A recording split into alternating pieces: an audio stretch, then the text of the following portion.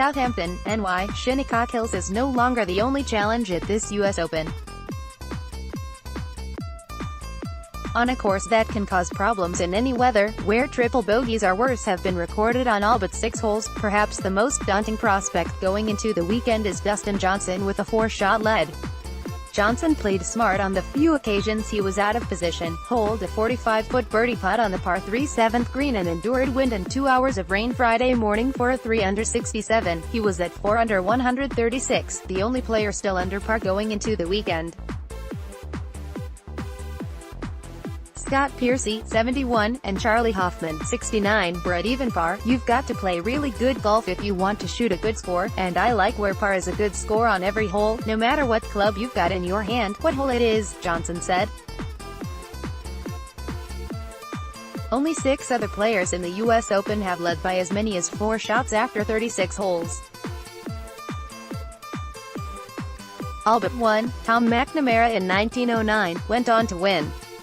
Even so, there's plenty of reminders of how it can all go wrong, some of them from Johnson's own experiences, most of them from the final few hours Friday afternoon in perfect weather from those trying to catch him.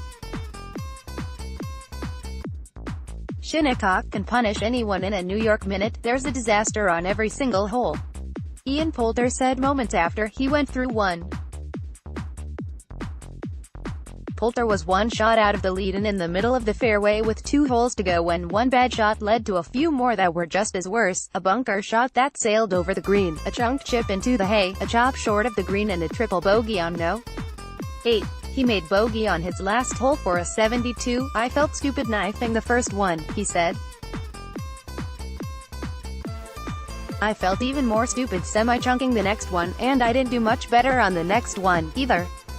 So maybe it makes a few people happy out there that, you know, we kind of mess up just as good as everyone else. Poulter didn't lose sight of being in a tie for 4th, 5 shots out of the lead. Hoffman was the only other player under par until he missed the 18th fairway and had to chop it down the fairway and make a 5-foot putt to escape with bogey. Dustin plays a whole different golf game than I play, so I'm not going to play the guy, Hoffman said. I'm just going to keep playing my game. You're going to try to hit fairways. Because if you don't hit the fairway, you're not getting to the green. Tiger Woods won't be around to see how it unfolds, and plenty of star power joined him on the way out of town. Woods closed with back-to-back birdies to salvage a 72.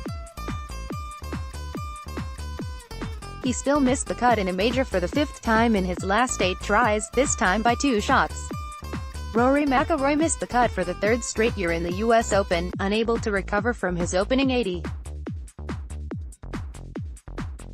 Jason Day opened with a 79 and missed the cut. Jordan Spieth joined them in the most unlikely fashion. He took 3 shots to get up the slope and onto the 10th green, making double bogey. He was 3 shots over the cut line with 6 holes to play when he ran off 4 straight birdies to get inside the number, only to 3-putt for bogey on the 17th, stub a chip from the collar of a bunker on the 18th and missed the par putt for a 71. He had not missed the cut in a major since the 2014 PGA Championship.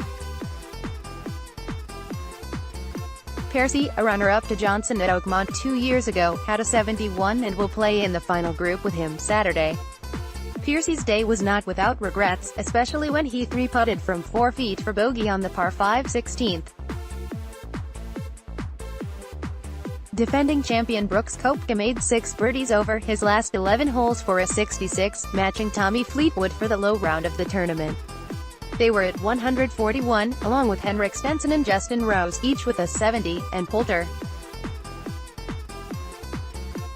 All 3 Canadians in the field missed the cut after shooting 75s on Friday. Mackenzie Hughes of Dundas, ONT, finished 11 over, while Adam Hadwin of Abbotsford, BC, and Garrett Rank of Elmira, ONT, finished at 18 over. Koepka and Johnson are close friends, so he should know as well as anyone what will make it hard to catch him. This golf course, Koepka said.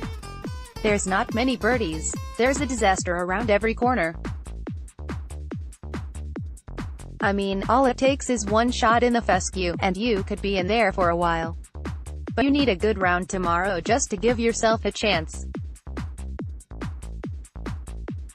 anything within 3 shots of the lead on the back Sunday. Anything can happen. Rose also was under par until closing with successive bogeys.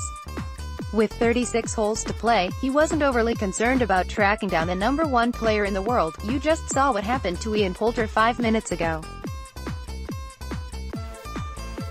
That could happen to DJ, Rose said. I'm not saying it's going to, but it could. That's the nature of the US Open. So hang around is often the best form of attack. Johnson knows that all too well. He had a 3-shot lead at Pebble Beach in the 2010 US Open and lost it all on the second hole with a triple bogey, and then compounded mistakes by trying to drive the green on the next 2 holes. He shot 82. He has endured more than his share of bad luck, bad breaks and bad shots in the majors. His outlook at Shinnecock Hills has been built on patience and being practical. I never want to make doubles, Johnson said. Around here, it seems like when I do get out of position, I'm just trying to do everything I can to get it back into position, not try to push it, and just give myself a decent look, something on the green where I reckon have a look at par. I want to make things as easy as possible, even though they don't get any easier, but this is far from over. Johnson knows that, as well as anyone. So does Rose, who overcame an 8-shot deficit against Johnson in the final round in Shanghai last fall at the HSBC Champions.